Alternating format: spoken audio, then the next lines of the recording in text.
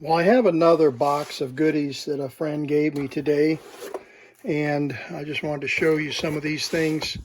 And this is a printed copy of RCA Picto Guide. It's a picture tube troubleshooting manual, and it shows all different possible views. It has some schematics and things, how circuits act if there's a problem. This is a really nice set. I had never seen this one, and this I think is part volume 3 of, I don't know how many volumes, but it's a nice setup. 1, 2, and 3. Okay, so this is point 3. So I'm looking forward to looking through that, but that's a nice TV analyst troubleshooting guide, 1952. And so it's a beautiful, beautiful set. And so I'll have fun looking through that. But there's some electronics here that we'll just take a look at. And then I'd like to know what you'd like me to fix or to repair, whatever, if there's, or fire them up.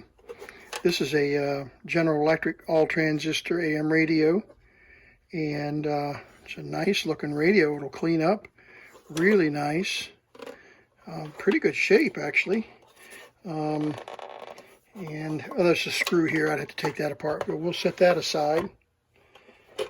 I had one of these and just sold it, the VHF Sentry FR103 sonar. It's an AM radio broadcast or a VHF receiver, 2-channel receiver. So you can put, it's got a little battery gauge there and tuning, and it's crystal controlled, so you put the crystals in it, and I think the one I had, I put a couple crystals in it and got it to work, recapped it and got it working. So this one uses a 9-volt battery, so that's pretty cool. I actually had it working with a couple of the local VHF ham radio repeaters, so that was cool. And this is a really nice, I almost bought one of these on eBay. This is the Zenith Royal R16, Royal 16 pocket radio, they called it. It's missing a snap right here, has an earphone jack, and this is the pocket radio that Zenith came out with. There was 2 versions, a silver version and a black version. And this will clean up and probably will be fine. And it's got that nice fine-tune knob. You can see the fine-tune geared reduction. And so I'll put a battery in that, and we'll see if we can get it going. And maybe figure out a way to replace this snap here. But that's the Zenith Royal 16. Let's see, what else do we got here? We've got a GE AM radio in the box. Beautiful condition. The box is, and let's see, yeah, there it is, 1976 bicentennial all transistor radio, and it has a $15 price tag on it with the box. And oh, I can't get that open. We'll worry about that if we decide to work on that one. So set that aside. And let's see, what else do we have here? Oh, the Lloyds tape deck. I've got 2 or 3 of these in my inventory. This lady got a name in there. And this is a rim drive, Lloyds, and I 3D printed a cover for one of mine. I think I've got a couple of other ones that I got working. The tape is in horrible condition, as you can see. Really, really bad condition. But we're going to get it running, and we're going to see what's on that tape. That's always the fun of working on these things, is to listen to what's on the tape. And so we'll play with that. Get some batteries in the compartment here. I think it takes 4 AA's. No, it takes 3 C's. Okay, yeah, I'd forgotten. Well, no, 2 C's and a 9-volt. Yeah, of course. Yeah, the 9-volt. The 2 C's are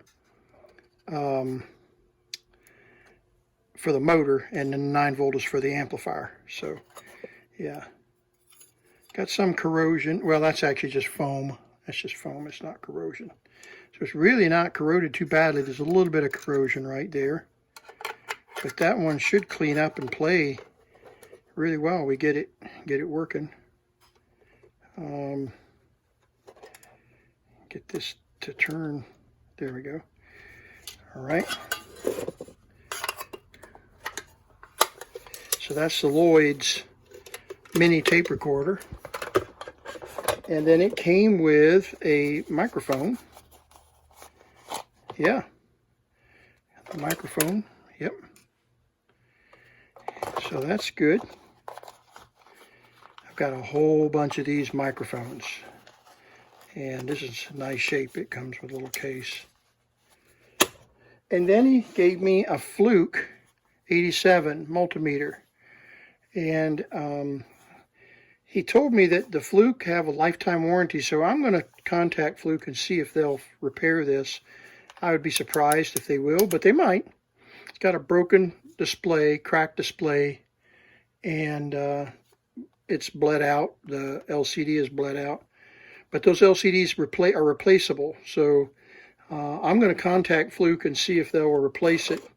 It comes with the meter leads, and so we'll see if we can get the Fluke going. So let me know what you think and what you'd like to see working, and we'll get one of these working. Oh, I have one more here that I'm going to fix for him. I'll get these wires out of the way. And this is the Globe Patrol Science Fair shortwave radio. It's not very big, and it is a kit. I opened it up while I was with my friend, and we opened it up in the back and looked, and it's a let's see, main tuning is broadcast 5.5 kilohertz to 15 broadcast, and then it does 160 meters all the way up to 30 meters. To 30 megahertz. So 1.5 megahertz up to what would that be? 28 meters, something like that. So 12 meters, 15 meters, somewhere in there. But 30 megahertz all the way down to 1.5 megahertz, which is 160 meters. So that'll be an interesting radio to see if we can get it to work. And then it has a band spread adjustment to tune in a little bit tighter. So we'll see if we can get that to play. So let me know what you'd like to see going. I'm just going to go ahead and publish this short video on this find, and you let me know what you'd like to see working first. All right?